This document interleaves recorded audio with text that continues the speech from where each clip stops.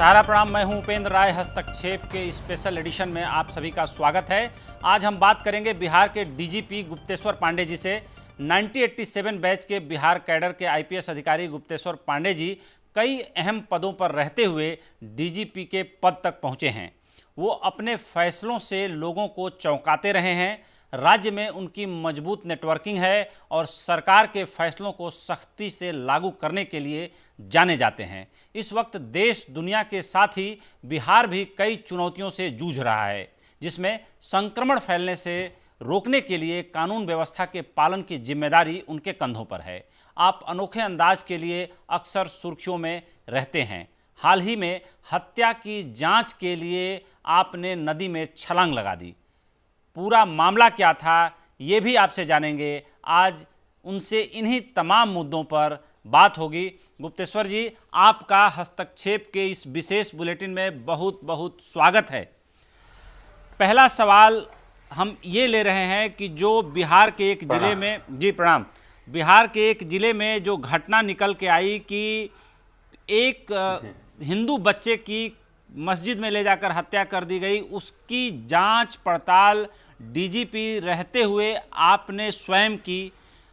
दो सवाल है इसी से जुड़ा हुआ। पहला सवाल कि जब बिहार का एक एक थाना, एक एक पुलिस आपके नीचे है, आपको रिपोर्ट करता है, सारा पुलिस महकमा आपके हाथ के नीचे काम कर रहा है, तो इस जांच को करने के पीछे आपको क्यों फ्रंट पे जाना पड़ा? नदी में आपने छलांग भी लगा दी और खुद इतनी तन्मयता से आपने सारे केस के बारे में विस्तार पूर्वक जानकारी हासिल की। यहाँ तक कि आपके यूट्यूब चैनल पर यह वीडियो सर्वाधिक देखा गया, उसको मैंने भी देखा। क्या वजहें रही और क्यों आपको खुद फ्रंट फुट पर आकर इस इन्वेस्टिगेशन को अपने हाथ में लेना पड़ा?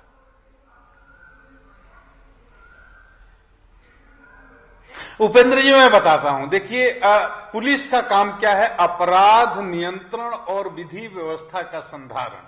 बिल्कुल, पुलिस मैनुअल में ही है, प्राइमरी ड्यूटी है और इसी में सारी बातें आ जाती हैं।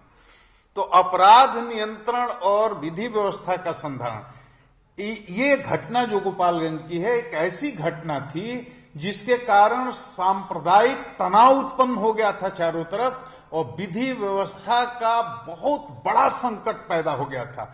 ऐसा लग रहा था कि पूरे एक सप्ताह के अंदर पूरे सूबे में सांप्रदायिकता की आंधी आ जाएगी, क्योंकि कुछ लोगों ने इस तरह का न्यूज बना दिया कि एक लड़का जो 15 साल का है, हिंदू का है, उसकी मस्जिद में बलि दे दी गई और बलि देने के बाद लाश को नदी में फेंक दिया गया।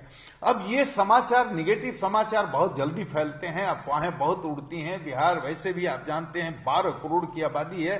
अगर ये गांव-गांव में खबर फैल जाती तो फिर इसको रोकना मुश्किल हो जाता, भीषण संकट पैदा हो जाता समाज के सामने, सरकार के सामने, देश के सामने। इसको तुरंत रोकना जरूरी था जी। तो मैंने पता किया कि मामला क्या है, तो पता चला 3 मुसलमान के, 2 हिंदू के, 5 बच्चे, पांचों माइनर, सब 14, 15, 16 साल की उम्र के, पांचों आपस में दोस्त, पांचों रोज खेलने जाते थे, उस दिन भी गए थे, एक साथ नदी में नहाते थे। गांव से 4 किलोमीटर दूर नदी है।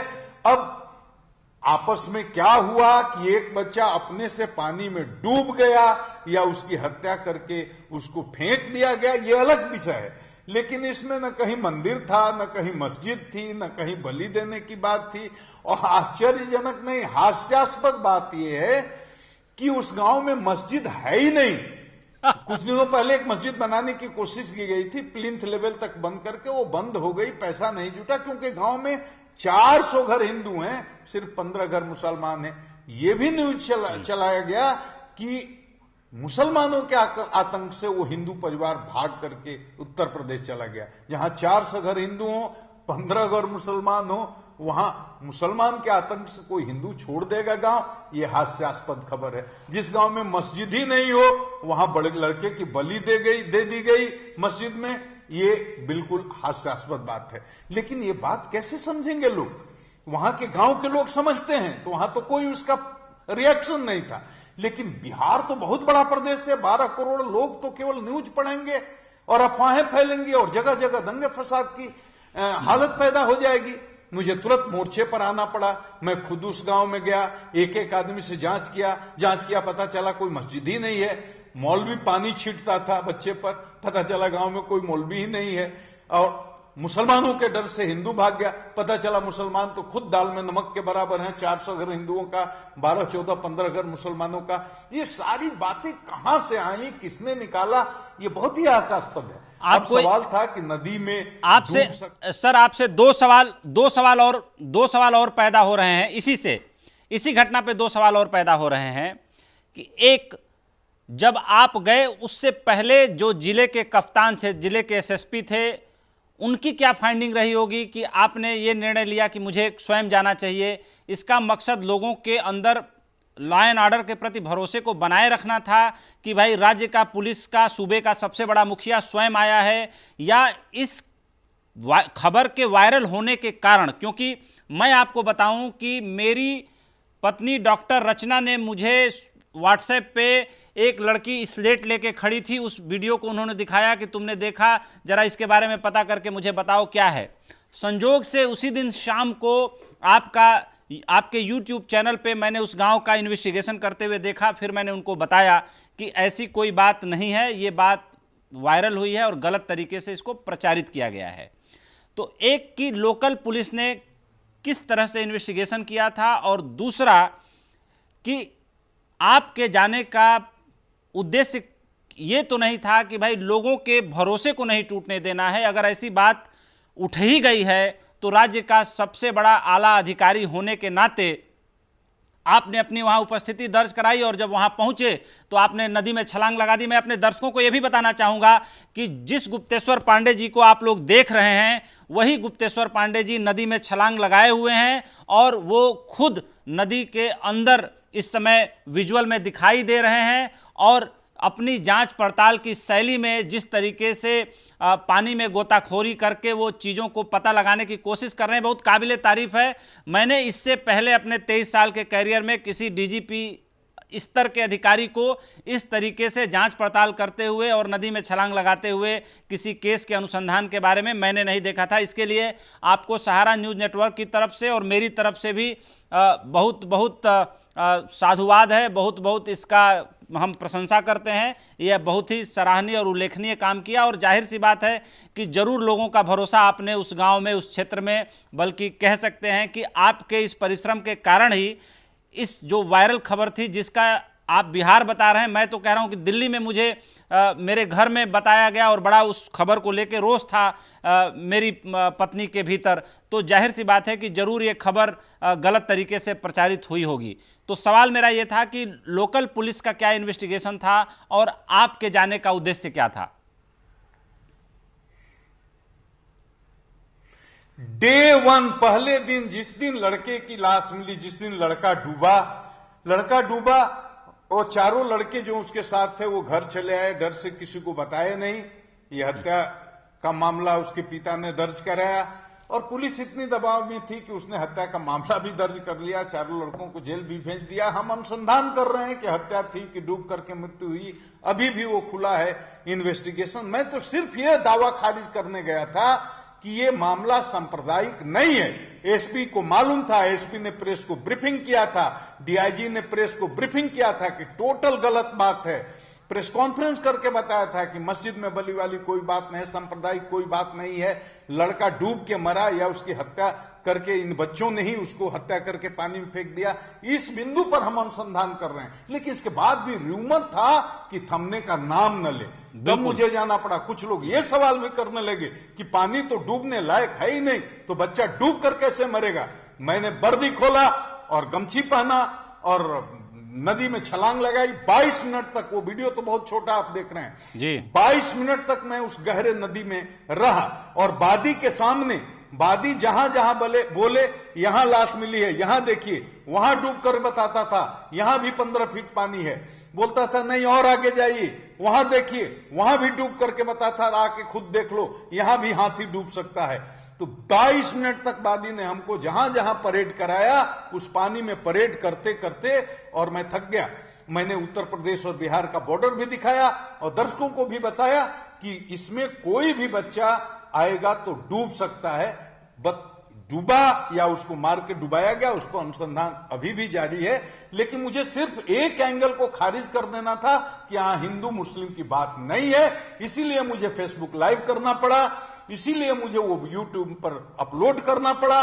और अपलोड होते ही और फेसबुक लाइव होते ही बिहार में चारों तरफ शांति हो गई और पूरी तरह से लोगों को पता चल गया कि बलि देने का समाचार जिसने भी जहां से भी चलाया था वो बिल्कुल गलत था, हास्यास्पद था। तो और बिहार शांत, ये र्यूमर मॉन्गरिंग, सांप्रदायिक सद्भाव में तो ये इसके लिए मैं जाना जाता हूं, 34 साल से यही काम कर रहा हूं जी। ये र्यूमर मॉन्गरिंग करने वाले लोगों के बारे में कुछ कार्रवाई हुई या नहीं, और पोस्टमार्टम रिपोर्ट क्या आई? जाहिर सी बात है जब ऐसा हादसा हुआ, इतना बड़ा हो गया, तो पोस्टमार्टम रिपोर्ट भी आई होगी। और पोस्टमार्टम रिपोर्ट मैंने डॉक्टर का बयान लिया है उपेंद्र जी। उनका कहना है कि डूबने के बाद जब पोस्टमार्टम उन्होंने किया और पेट चीरा और लंग्स को जब काटा, वो हमारे यूट्यूब में है, तो लंग्स को काटने के बाद वो लंग्स स्पॉन्जी हो गया था और उसमें से एयर बबल्स निकल रहे थे। डॉक्टर का कहना है कि लंग्स स्पॉन्जी तभी होता है और काटने पर एयर बबल्स उसमें से तभी निकलते हैं जब किसी व्यक्ति को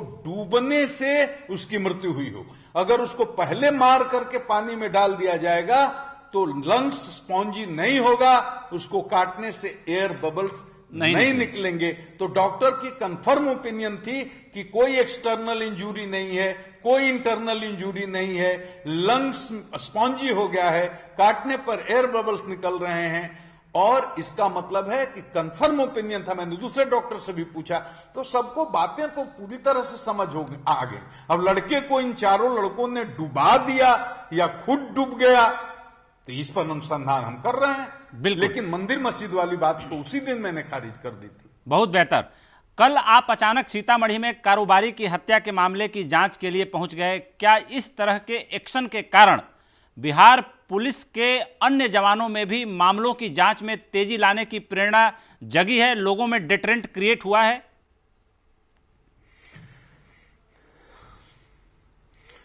होता है उपेंद्र जी, लीडर का असर पड़ता है, घर के मुखिया का असर पड़ता है।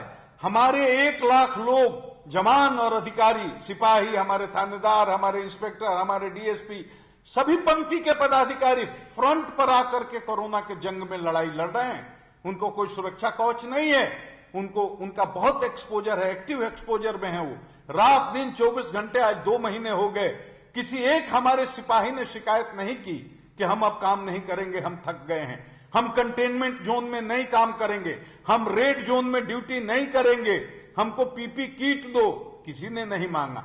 तो मैं सलाम करता हूं इन सिपाहियों को, इन अधिकारियों को जो हमारी एक आवाज पर, क्यों मैं रोज प्रतिदिन 40 जिले में, 38 रेवेन्यू डिस्ट्रिक्ट, 2 पुलिस डिस्ट्रिक्ट, मैं हर जिले में किसी न किसी सिपाही से डायरेक्ट बात करता हूं, थानेदार से बात करता हूं, इंस्पेक्टर से बात करता हूं, किनसे? जो इस कोरोना की जंग में मोर्चे पर लड़ रहे हैं, अच्छा काम कर रहे हैं। आज वही उसी का नतीजा है कि हमारे जो पुलिस के जवान हैं, सिपाही हैं, अधिकारी हैं, बीमारों का इलाज करा रहे हैं, उनके घर एम्बुलेंस भेज रहे हैं, उनको हॉस्पिटल ले जा रहे हैं, उनको दवाइयां पहुंचा रहे हैं, गरीबों को खाना पहुंचा रहे हैं, और जरूरत पड़ता है तो अपना खून दे रहे हैं गरीबों को, मजदूरों को, जिनको खून खरीदने का पैसा नहीं है, इलाज के खर्चे दे रहे हैं। ये पूरे बिहार में ये सेवा का जो भाव आया, तो मैं सलाम करता हूं इन सिपाहियों को। तो उसी तरह से जब इन्वेस्टिगेशन में भी आगे बढ़कर के आप लीड करिएगा तो इससे निश्चित रूप से नीचे संदेश जाता है। आज मोतिहारी में कल एक हमारे यहाँ बैंक लूट की घटना हुई थी और मैं यहां से गाड़ी से निकल गया।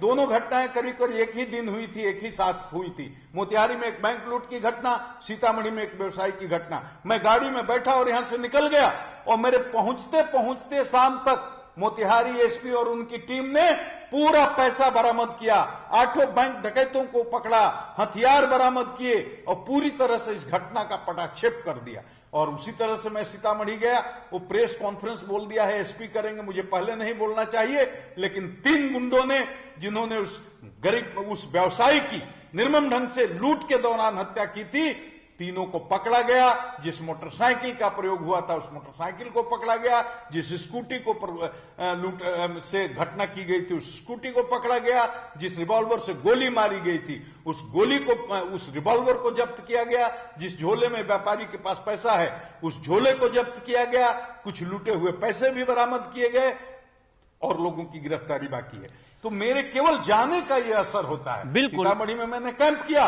और सारे व्यवसायियों को कहा कि बिहार में किसी व्यवसायी को डरने की जरूरत नहीं है। अपराध तो हो जाएगा, लेकिन अपराध कोई भी हो, अपराधी कोई भी हो जो व्यवसायियों पर या किसी भी आदमी पर इस तरह से उसके जीवन को परेशान करेगा, उसको आतंकित करेगा, तो चूहे के बिल से भी हम खोज करके एक एक अपराधी को निकाल कर लाएंगे, हम छोड़ेंगे नहीं। अपराध हो सकता है लेकिन उद्भेदन की गारंटी है, उद्भेदन भी होगा, जेल भी जाएंगे, स्पीडी ट्रायल भी कराएंगे, उनको अंतिम मुकाम तक पहुंचाएंगे, क्योंकि बिहार में कानून का शासन है और कानून का शासन बना करके रखना ये मेरी जिम्मेदारी। जाहिर सी बात है कि बिहार पे लोगों की नज़र इसलिए रहती है कि कभी बिहार में कानून का शासन बहुत ज़्यादा दांव पर था, स्टेक पर था, और कोरोना वॉरियर्स जो आपके जितने अधिकारी, सिपाही और जितने थाने और जितने फोर्स के लोग फ्रंट पे लड़ रहे हैं उन सबको सहारा न्यूज़ नेटवर्क भी सलाम करता है। सर, बिहार में भी अब कोरोना से पीड़ित लोगों का आंकड़ा लगातार बढ़ता ही जा रहा है। कल हमने खबर दिखाई थी कि किस तरीके से 8,000 कुछ लोगों में 8% लोग जब टेस्ट का रिजल्ट आया तो पॉजिटिव पाए गए। कल 144 नए मरीजों का पता चला है। कुल आंकड़ा 1650 को पार कर चुका है। कोरोना से निपटने के लिए फिलहाल आपकी तरफ से आपने पूरे विभाग को क्या निर्देश दिया है? और जाहिर सी बात है कि चुनौतियां पुलिस की ही बढ़ती है जब इस तरह की आपदा आती है, तो ऐसे में आप भी बहुत सारी अनछुई कहानियां, बहुत सारी ऐसी चीज़ें आपको पता चल रही होंगी जो आम पब्लिक तक, आम लोगों तक अभी वो सारी बातें प्रेस मीडिया के जरिए नहीं पहुंच पा रही होंगी। ऐसे में जब पुलिस वालों का मनोबल बढ़ाना होता है या उनको मनोबल की ज़रूरत पड़ती है, तो आप क्या प्रक्रिया अपनाते हैं? आप कैसे उनको बांधे रखने का, उनके अंदर उत्साह भरने का, उनको मोटिवेशन देने का, एक लीडर होने के नाते आप कैसे उनको जोश से भरते हैं?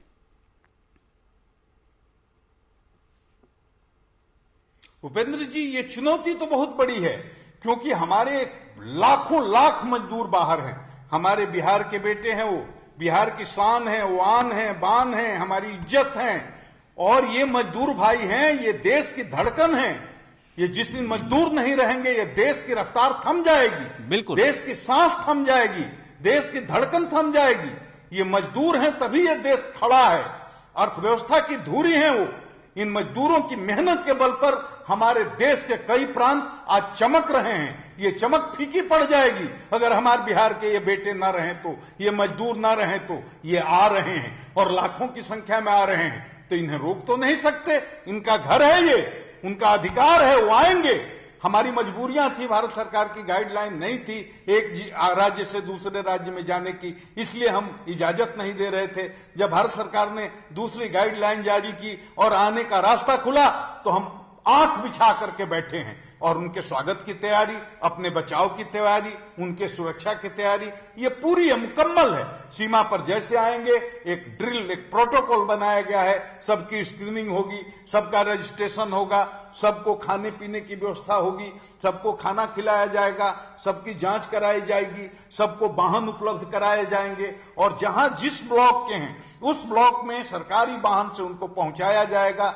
दोबारा उनकी स्क्रीनिंग होगी, वहां उनको रखा जाएगा क्वारंटीन में। वहां रहने के बाद उनके खाने की, पीने की, सोने की, मच्छरदानी की, जग की, मग की, बाल्टी की, साबुन की और तेल की, कंघी की, दवा की, सारी चिकित्सा की सारी व्यवस्था वहां है। और उनसे यही अनुरोध किया गया है कि भैया सुरक्षित घर जाना है।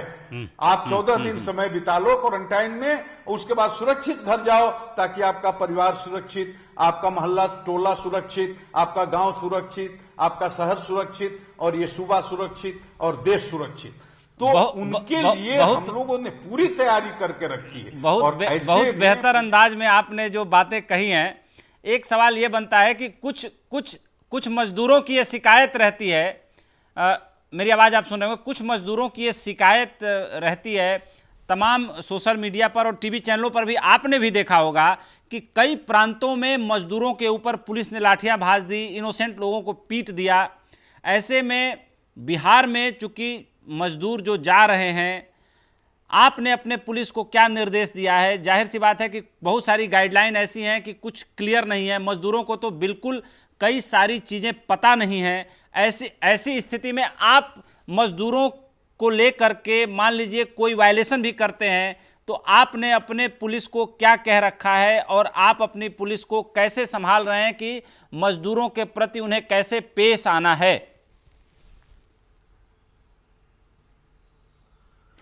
उपेंद्र जी, मैंने सीधा कह रखा है, मजदूरों की पीड़ा को जो आदमी समझेगा, जिसके पास हृदय होगा, किस कठिनाई में 2 महीना वो कहां रहे हैं, राज्य के बाहर जहां भी रहे हैं, 2 महीने तक वो घर में एक एक कमरे में 10-10 आदमी, 20-20 आदमी एक एक टॉयलेट में, न खाने का ठिकाना, न रहने का ठिकाना, कितनी फ्रस्ट्रेशन उनके अंदर है, हताशा है, निराशा है, बेचैनी है, छटपटाहट है। वो भाग करके जल्दी से अपने घर पहुंचना चाहते हैं, अपने बिहार की माटी पर आना चाहते हैं। वो आए हैं और वहां क्या हुआ उसके बारे में मुझे चर्चा नहीं करनी है, लेकिन हमारे यहां जब आए तो मेहमान की तरह आए। वो हमारे बेटे हैं, हमारे परिवार हैं। हमने सारी पुलिस फोर्स को कहकर रखा है कि देवता हैं वो हैं तब हम हैं। मजदूर पर कहीं भी कोई अत्याचार नहीं होगा, मजदूर पर कहीं कोई लाठी नहीं चलेगी, मजदूर पर कोई तमाचा भी नहीं उठाएगा। मजदूर से अगर कहीं गलती भी हो जाती है तो वहां संयम से काम लेना है, धीरज से काम लेना है।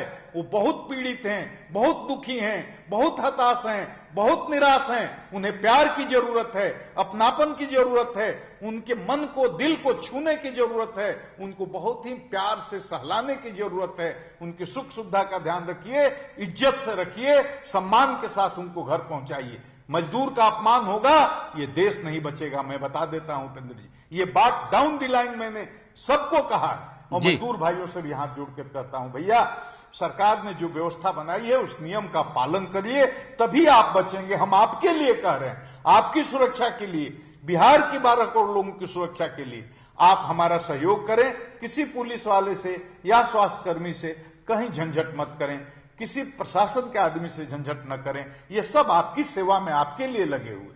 बिल्कुल। मुख्यमंत्री नीतीश कुमार ने कहा था कि प्रखंड स्तर पर बनाए गए क्वारंटीन सेंटर पर अगर किसी तरह की अव्यवस्था फैलाने की कोशिश होती है तो इसके लिए हर एक जिले के डीएम और एसपी जिम्मेदार होंगे। लेकिन आज ही पूर्वी चंपारण जिले के चिरैया के महाआवा मिडिल स्कूल में बनाए गए क्वारंटीन सेंटर में करीब 150 प्रवासी मजदूर भाग गए। सभी प्रवासी सेंटर पर बदइंतजामी से खासे नाराज थे। इस इंतजाम का जिम्मा किसका है? जाहिर सी बात है कि ये काम डिस्ट्रिक्ट मजिस्ट्रेट और उनके टीम के लोग देख रहे होंगे।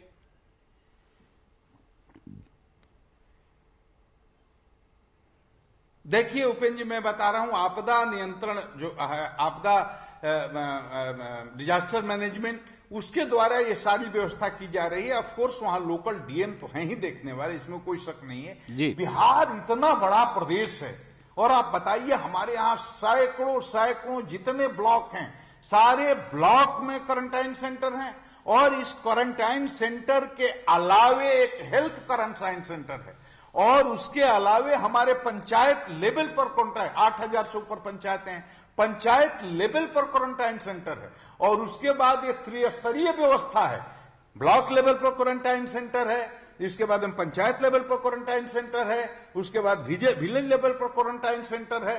तो ये भागते जो लोग, अब कहीं एक ऐसी घटना हो गई, 2 भी हो सकती है, 5 भी ऐसी घटना हो सकती है, 10 भी ऐसी घटना हो सकती है। इतना बड़ा प्रदेश है, लाखों की संख्या में मजदूर है। हमको बताइए कि लाख मजदूर अभी तक आए तो कितने भागे, और भाग करके कहां जाएंगे? गांव में जाएंगे। गांव के लोग इतने जगे हुए हैं कि गांव में उनको घुसने नहीं देते हैं। वो तो अज्ञानता में बेचैन है, हताश हैं, निराश हैं, 2 महीना से बाहर परेशान हैं। कोई पैदल आया, कोई ट्रक से आया, कोई बस से आया, कैसे कोई साइकिल रिक्शा से भी आया। समय की सीमा आगे बढ़ रही है। आखिरी सवाल सर आपसे ले रहा हूं। पिछले दिनों स्वास्थ्य कर्मी और पुलिस कर्मियों पर हमला होने की घटना सामने आई। क्यों हमले हो रहे हैं, आप क्या कहेंगे?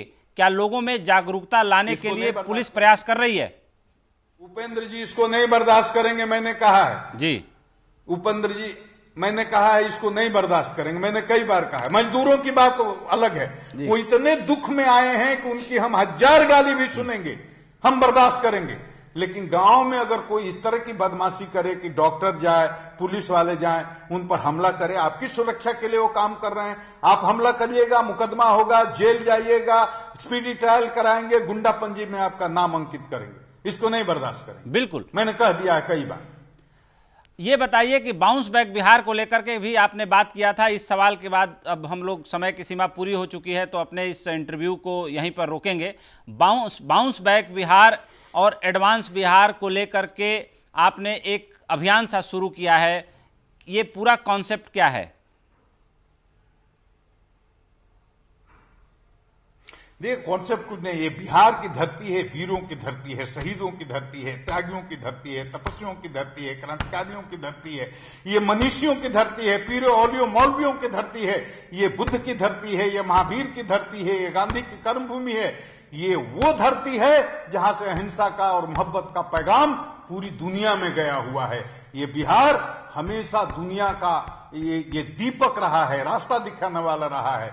यहां से बौद्ध धर्म फैला, पूरी दुनिया में गया, अहिंसा का संदेश पूरी दुनिया में गया। तो ये चाणक्य की भी धरती है और ये आर्यभट्ट की भी धरती है। तो हमारी ऐतिहासिक विरासत इतनी है कि बड़ा से बड़ा भी संकट आए हम झेल लेते हैं, हम झेल लेंगे, और इस कोरोना के संकट को भी हम झेल लेंगे, हम अपने को संभाल लेंगे, और कोरोना हारेगा, बिहार जीतेगा, ये देश जीतेगा। यही उसका भाव था संक्षेप में। तो सर, आपने सहारा न्यूज नेटवर्क और इस हस्तक्षेप के स्पेशल एडिशन के लिए समय निकाला, आपका बहुत बहुत धन्यवाद। तो आप देख रहे थे गुप्तेश्वर पांडे जी को, जो अपने नए अंदाज के लिए और अपने खास तरीके के लिए जाने जाते हैं। वो जितने विनम्र दिखते हैं उतने ही फर्म और कठोर भी हैं। लॉ एंड ऑर्डर के लिए कई ऐसे काम किए हैं जो लोगों को चौंका देते हैं। ये वही गुप्तेश्वर पांडे जी हैं जो सांप्रदायिकता को बढ़ाने वाली एक खबर वायरल हुई तो उन्होंने नदी में छलांग लगा दी। तो हस्तक्षेप के स्पेशल एडिशन में इतना ही, हमें दीजिए इजाज़त।